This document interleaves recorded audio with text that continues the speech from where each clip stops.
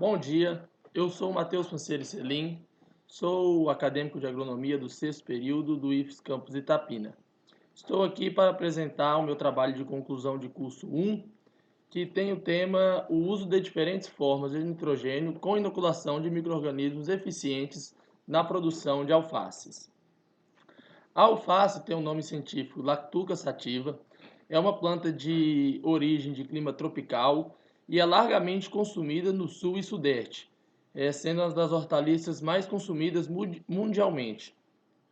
A produção de alface é uma importante atividade econômica para os produtores por vários motivos. O baixo custo de produção, a sua facilidade de comercialização, uma vez que ela é largamente consumida em todo o território nacional, e ela também apresenta uma insuscetibilidade a enfermidades, a pragas e doenças. Então é outro ponto positivo aí que torna o cultivo dessa hortaliça bastante interessante. A alface é uma olerícola folhosa, ela é altamente exigente da fertilidade do solo, exigindo uma saturação de bases aí em torno de 70% para o seu cultivo. O objetivo geral do meu trabalho de conclusão de curso é avaliar a quantidade e qualidade da produção de alface adubada com diferentes fontes de nitrogênio, combinada com a inoculação de micro-organismos eficientes. Os objetivos específicos desse meu trabalho é comparar o desenvolvimento fisiológico e morfológico da alface sob diferentes fertilizantes, analisar a influência dos micro-organismos eficientes no desenvolvimento e produção de alface e averiguar a eficiência de diferentes fontes de nitrogênio na qualidade da produção de alface. Aí um pouco da revisão de literatura do meu TCC. A olericultura. De acordo com Filgueira, 2007, olericultura diz respeito a um grupo de plantas que possui consistência tenra, não lenhosa, ciclo de vida curto, exigem estratos culturais intensivos e utilização na alimentação sem exigir muito apreço industrial. Outro dado importante da olericultura é que o consumo mundial de hortaliças se relaciona com a renda pessoal e grau de escolaridade das pessoas. Assim, quanto maior a renda pessoal e quanto maior o grau de escolaridade das pessoas, maior é o consumo de hortaliças. Então, um dado assim bem interessante. A produção de alface é a hortaliça mais produzida e também a mais consumida no Brasil. É uma fonte importante de vitaminas e sais minerais. Ela é importante para a fonte de renda, entre tantas pequenas propriedades. É uma hortaliça tipicamente de inverno, mas também pode ser cultivada no verão, usando malhas de sombreamento. Ela possui um sistema radicular curto e ramificado. O espaçamento entre plantas é de 25 por 25 centímetros. A alface é uma planta que tem que ser cultivada em canteiros e altamente exigente de água. Existem três grandes grupos de alface, que é o grupo manteiga, o grupo folhas crespas e o grupo de folhas crocantes ou americana. Aí um pouco sobre as técnicas e os manejos para a produção de alface. A semeadura deve ser realizada em bandejas de isopropileno. O transplantio deve ser feito para o campo quando essas mudas atingirem 4 folhas. A cobertura morta é uma técnica importante para manter a umidade do solo, uma vez que a alface requer muita água, então isso é uma tática importante. É preciso fazer capina manual durante o ciclo, uma ou duas capinas entre as plantas, realizada com a mão mesmo, de maneira bem manual. A colheita ocorre entre 60 e 90 dias após a semeadura e o rendimento médio pode chegar de 20 a 40 toneladas por hectare. Aí algumas enfermidades recorrentes, como eu disse anteriormente, a alface é insuscetível a muitas enfermidades, mas não deixa de ter alguma outra enfermidade. E as mais comuns são a septeriose, a virose, o mosaico da alface e o vira-cabeça. A adubação nitrogenada.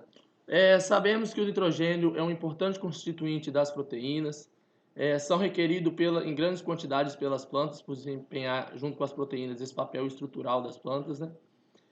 Apresenta alta mobilidade na planta e no solo. desempenha um papel estrutural na planta. O nitrogênio é absorvido na forma de amônio e nitrato, comumente, que é a NH4 e NO3, e pode ter alguns problemas na aplicação do nitrogênio. Então tem que se ter bastante cuidado quando se for fazer alguma adubação nitrogenada.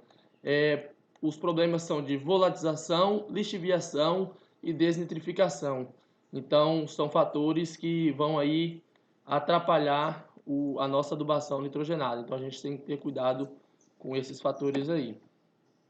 O excesso de adubação nitrogenada também pode apresentar um problema, pode apresentar queima das folhas de plantas, entretanto novas, que são mais susceptíveis a essa queima.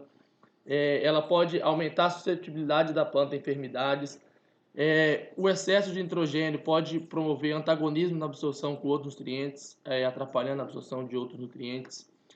Pode promover um crescimento vegetativo exagerado, que não é interessante. Pode ocorrer um enfraquecimento dos tecidos também. Aí os micro-organismos eficientes, eu trouxe aqui um conceito de Sampaio 2013, que ele diz assim, que os micro-organismos eficientes são compostos por organismos benéficos e altamente eficientes, que vivem no solo naturalmente fértil. Nele coexiste mais de 10 gêneros e 80 espécies de micro-organismos chamados de eficientes, pois agem no solo, fazendo com que sua capacidade natural tenha plena ação.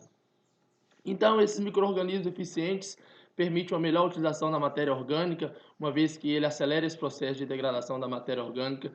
Com isso, melhora a estrutura do solo, a estrutura física, química e biológica do solo. Integra também o equilíbrio microbiológico do solo, porque a gente está falando aqui de micro-organismos, então a gente está falando de uma coisa viva, que vai acrescentar ao solo, vai fazer parte de toda aquela comunidade microbiana que já tem ali no solo. Acelera o processo de decomposição da matéria orgânica, melhora o metabolismo das plantas, a ativação do crescimento radicular, melhora o teor de proteína das plantas, restauração das condições, como eu já havia dito, físicas, químicas e biológicas do solo, e também a diminuição dos patógenos, porque alguns desses fungos e bactérias que estão nos micro-organismos eficientes predam outros patógenos do solo que são indesejáveis para a gente, para a agricultura. Os micro-organismos eficientes são classificados em 4 grandes grupos de micro-organismos, que são as leveduras, os actinomicetos, as bactérias produtoras de ácido lático e as bactérias fotossintetizantes. A metodologia do meu trabalho. Eu vou realizar o meu trabalho de conclusão de curso no IFES Itapina. O meu trabalho vai ser disposto em delineamento de blocos casualizados em esquema fatorial 4x2, onde o primeiro fator vai ser a adubação nitrogenada. Eu vou estar usando então 3 tipos de adubo nitrogenado e o testemunha. Em um tratamento a ureia, no outro sulfato de amônia, no outro torque-N e o outro eu vou fazer testemunha. E o segundo fator do meu trabalho são os micro-organismos eficientes, que eu vou combinar ou não com cada tipo de adubo, correto? Então, vou ter um total de 8 tratamentos, vou fazer 3 repetições, somando um total de 768 plantas ao todo. Os micro-organismos eu vou conseguir em parceria com a empresa Ambien, que vai estar disponibilizando o micro-organismo eficiente M1R, que é um micro-organismo dessa própria empresa que ela já tem a patente. Então, os tratamentos. O primeiro tratamento vai ser ureia com inoculação de micro-organismo eficiente, o T2 ureia sem inoculação, e assim sucessivamente. Para cada adubo que eu utilizar, eu vou inocular e não inocular o micro-organismo eficiente. E também, da mesma forma, com testemunha. Eu vou fazer um plantio sem adubação nitrogenada com micro-organismo e sem adubação nitrogenada e com organismo, certo? As avaliações morfológicas vai ser feita no decorrer de todo o experimento. Vamos medir a área foliar no final com o entregador de área foliar, a massa da matéria fresca aérea com a balança digital, massa da matéria seca aérea, a gente vai fazer o secamento em estufa com ventilação forçada a 75 graus Celsius, conforme manda a literatura.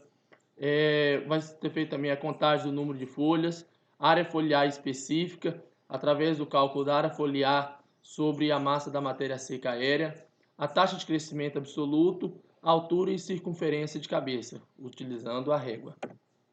A avaliação fisiológica a gente vai fazer quantificando a clorofila com SPAD. Espera-se com esse estudo identificar a eficiência de cada fertilizante, identificar também a correlação entre a aplicação de fertilizantes e a inoculação de micro-organismos eficientes e exemplificar também dos resultados a importância da microbiota do solo, que a gente vai estar trabalhando diretamente com a microbiota do solo. Aí aqui está o cronograma do meu trabalho, iniciando com os preparos materiais, os preparos iniciais do canteiro, adubação de plantio, etc. Aqui a continuação do cronograma, acabando aí as atividades com a colheita, as avaliações fisiológicas e depois tabulação, discussão dos resultados e produção de relatórios para eventos científicos. Esse aqui é o orçamento do meu trabalho. Eu vou gastar em torno de R$20 com as sementes da alface, com os adubos em torno de R$200 e com os micro-organismos eficientes em torno de R$100. E aqui segue as referências bibliográficas que nortearam este trabalho. Então é isso, obrigado.